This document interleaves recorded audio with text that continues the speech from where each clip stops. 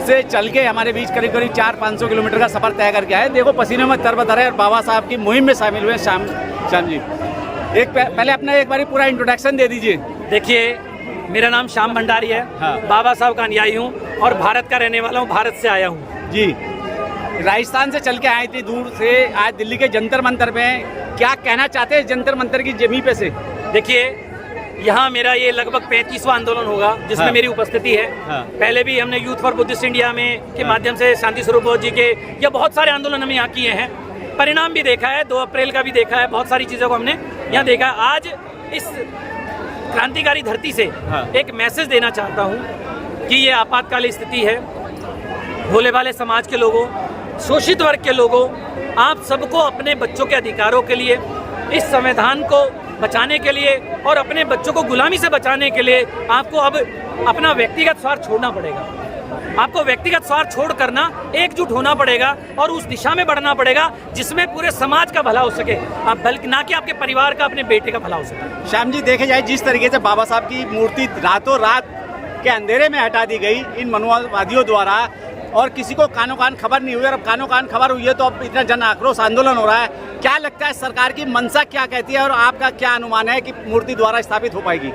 देखिए, जब हम पढ़ते हैं तो हमें समझ में आता है कि ये क्यों किया जा रहा है, क्यों नाम परिवर्तन किए जा रहे हैं, क्यों बाबा साहब की स्टैचू को, जो एक क्रांतिकारी, एक बहुत बड़ा मैसेज देती थी और बहुत ऊर्जा प्रदान करती थी हम लोगों को। हाँ। हम हर बार 14 अप्रैल 6 दिसंबर को कोशिश करते थे बच्चों को लेकर यहाँ आकर उस मूर्ति को दिखाने का और उस संदेश को समझाने का कि जो उंगली करके इशारा करती थी कि जाओ मेरे बच्चों, शक्ति के मंदिर पर अर्थात संसद पर कब्जा करो। अगर लड़ाई लड़नी है तो संसद में घुसने की लड़ाई लड़ो, ये घर में खेत बाड़ी की, भाईबंदी की, ये छोटी मोटी लड़ाइयों को मत लड़ो।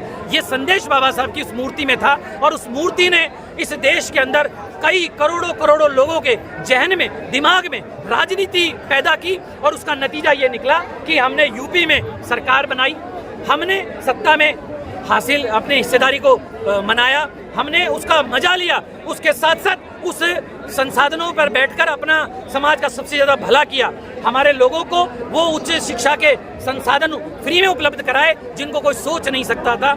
हमने वो परिवर्तन किया, जहां वोट नहीं डालने दिया जाता था उन ढाणियों में, उन गाँव के कस्बों में छोटे छोटे स्कूलों का निर्माण हुआ जहाँ पर वोटिंग डलती थी।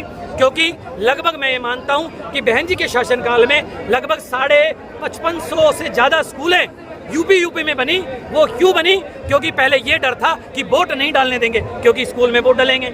आज भी मेरे राजस्थान में ज़्यादातर स्कूल जनरल कास्ट के या बाहुबलियों के कब्जे में है, क्योंकि उनके घरों के पास है। हमारे समाज के लोगों को आज भी वोट डालने से रोका जाता है। उसका परिवर्तन तभी होगा जब आप सत्ता में होंगे, तब आप अपने घरों में, अपने समाज के लोगों के बीच में स्कूलों का निर्माण करोगे, आपके वोटिंग सेंटरों का निर्माण होगा, तब आपका समाज वोट स्वेच्छा से अपनी मर्जी से दे सकता है बिना डरे। श्याम जी, देखा जाए हम मूर्ति स्थापना की बात करें, पुनः स्थापना की बात करें, उस आंदोलन में आज शामिल हुए हैं, क्या कहेंगे इस आंदोलन? देखिए, ये मूर्ति हमारे लिए गौरव का सम्मान है और हमारे पूरे देश के लिए एक सम्मान के साथ साथ एक क्रांतिकारी, वो ऊर्जा देने वाली वो मूर्ति है। हम यहाँ से, इस क्रांतिकारी धरती से ये कहना चाहेंगे कि मूर्ति वहीं पर सम्मान के साथ लगाई जाए और दूसरी उसके साथ साथ जो नई संसद बनी है वहां पर भी एक दूसरी मूर्ति सेम ऐसी कैसी बाबा साहब की वहां भी लगाई जाए।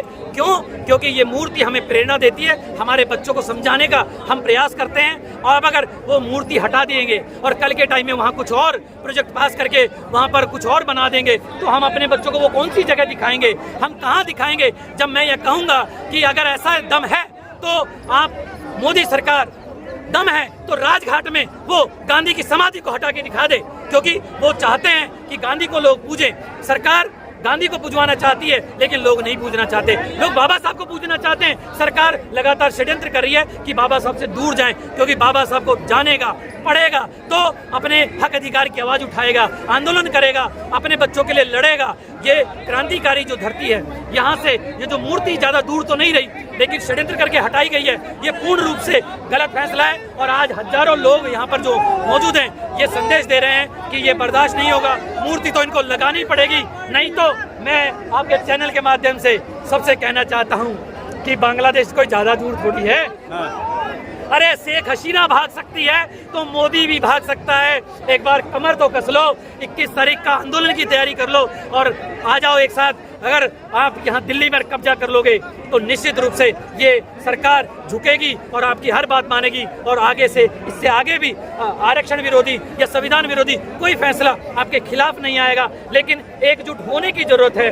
आज मैं चैनल के माध्यम से, क्योंकि ज्यादा पुरानी दिन बात की नहीं है, अभी एक हफ्ते पहले ये 2 तारीख को पूरे देश ने जल चढ़ाया है। 8 दिन में 8 करोड़ लोग हरिद्वार गए थे, 8 करोड़ युवा, जिसके अंदर मैं 70-80% तो SC ST और OBC के वर्ग के थे। अरे मेरे भाइयों, अब तो कावड़ निकल गई, 2 तारीख हो गई, निकल गई, 7 दिन और हो गए। कावड़ छोड़ो, दिल्ली आ जाओ। अगर 5 करोड़ लोग यहाँ दिल्ली में अगर एक बार अपना पसीना भी यूं कर दें तो ये मोदी सरकार बह जाएगी। और तुम चाहोगे तो पेट्रोल 50-55 रुपए हो जाएगा। तुम्हारे आरक्षण से कोई खिलवाड़ नहीं करेगा। तुम्हारी 35 लाख भर्तियां बैगलों की खाली पड़ी हैं पूरे देश में, उनको भरने का काम हो जाएगा।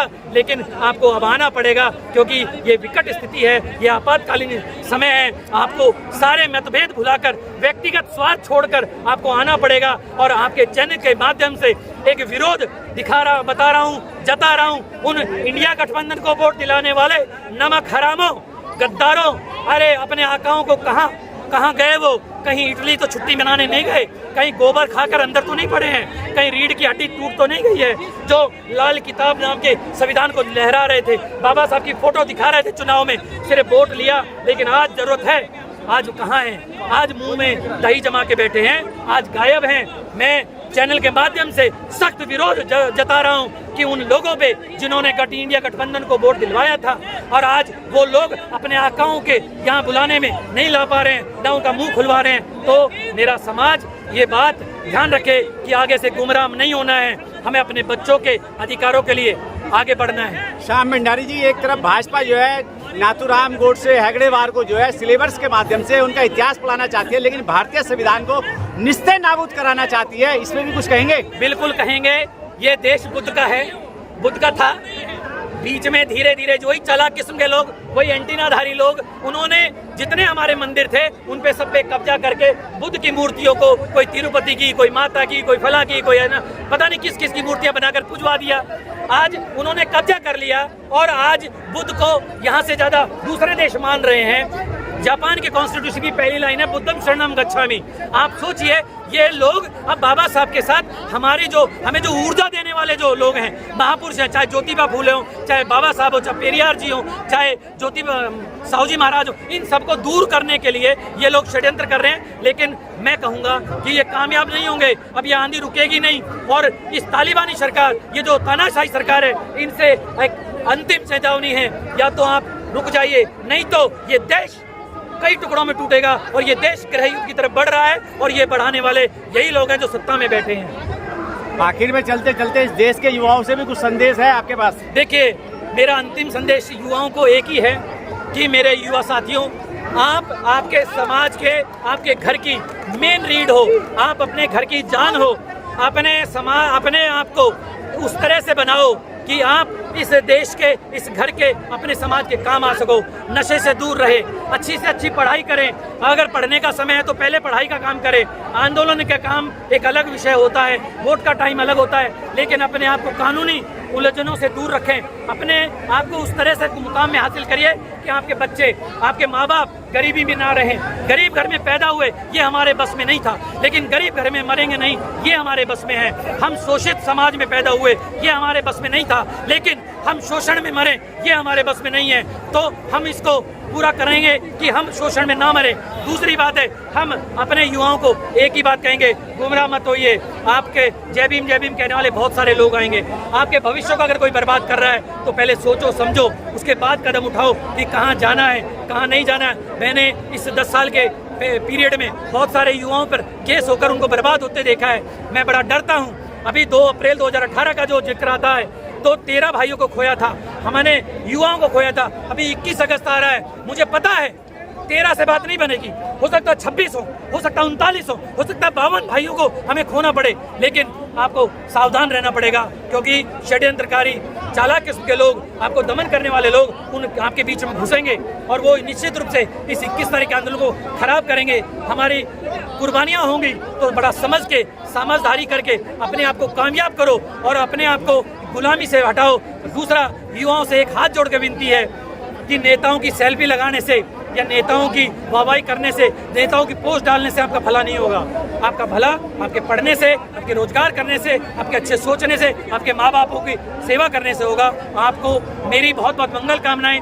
सारे युवाओं का उज्जवल भविष्य हो, आप स्वस्थ रहें और इस देश का निर्माण करें जो बाबा साहब चाहते थे, जो मान्यवर काशीराम साहब चाहते हैं। और आप सबका भला हो। बहुत बहुत धन्यवाद।